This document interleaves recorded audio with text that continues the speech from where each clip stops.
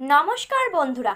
উত্তরবঙ্গে কাঁপাচ্ছে বৃষ্টি, ওদিকে গতকালই দক্ষিণবঙ্গে প্রবেশ করেছে বর্ষা। শুক্রবার দক্ষিণবঙ্গের কিছু কিছু অংশে দক্ষিণ পশ্চিম মৌসুমি বায়ু ঢুকে পড়েছে। আগামীকাল থেকেই বাংলায় পুরোপুরিভাবে বর্ষা ঢুকে যাওয়ার কথা। আজ ভারী বৃষ্টির সম্ভাবনা না থাকলেও হালকা থেকে মাঝারি বৃষ্টিতে ভিজবে দক্ষিণবঙ্গ। বুধবার থেকে ধীরে ধীরে বৃষ্টিপাত বাড়বে। তো বন্ধুরা, বিস্তারিতভাবে জানতে হলে অবশ্যই ভিডিওটি শেষ পর্যন্ত মনোযোগ সহকারে দেখবেন এবং আপনার জেলার আবহাওয়া কেমন রয়েছে তা আমাদের ভিডিওর কমেন্ট বক্সে কমেন্ট করে জানিয়ে দেবেন। এবং আপনি যদি চ্যানেলটি নতুন দর্শক হয়ে থাকেন তাহলে চ্যানেলটি সাবস্ক্রাইব করে পাশে থাকা বেল বাটনটি অল করে রেখে দেবেন। তাহলে চলুন ভিডিওটি শুরু করা যাক। এদিন কলকাতা সহ দক্ষিণবঙ্গের একাধিক জেলায় বৃষ্টিপাতের সম্ভাবনা রয়েছে। বজ্রবিদ্যুৎ সহ হালকা থেকে মাঝারি বৃষ্টি হতে পারে। শনিবার কলকাতার সর্বোচ্চ তাপমাত্রা ছিল 33 ডিগ্রি সেলসিয়াস এবং সর্বনিম্ন তাপমাত্রা ছিল 27 ডিগ্রি সেলসিয়াসের কাছাকাছি।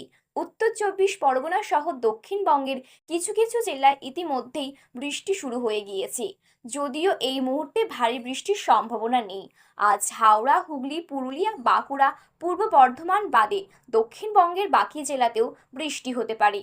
আবহাওয়া দফতরের আপডেট অনুযায়ী দক্ষিণবঙ্গের উত্তর চব্বিশ পরগনা, নদিয়া, কলকাতায় সর্বত্র প্রবেশ করেছে বর্ষা। পাশাপাশি দক্ষিণ চব্বিশ পরগনা, মুর্শিদাবাদের অধিকাংশই অংশ এবং পূর্ব মেদিনীপুর, হাওড়া, হুগলি, পূর্ব বর্ধমান, বীরভূম জেলায় কিছু কিছু অংশে দক্ষিণ পশ্চিম মৌসুমি বায়ু প্রবেশ করেছে।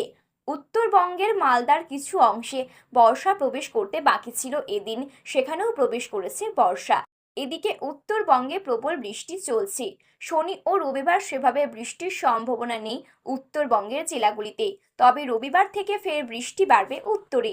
আলিপুরদুয়ার, কোচবিহার, দার্জিলিং, জলপাইগুড়ি জেলাতে বৃষ্টি বাড়বে। সোমবার থেকে উত্তরবঙ্গের দার্জিলিং ও কালিম্পংয়ে ভারী বৃষ্টি হতে পারে।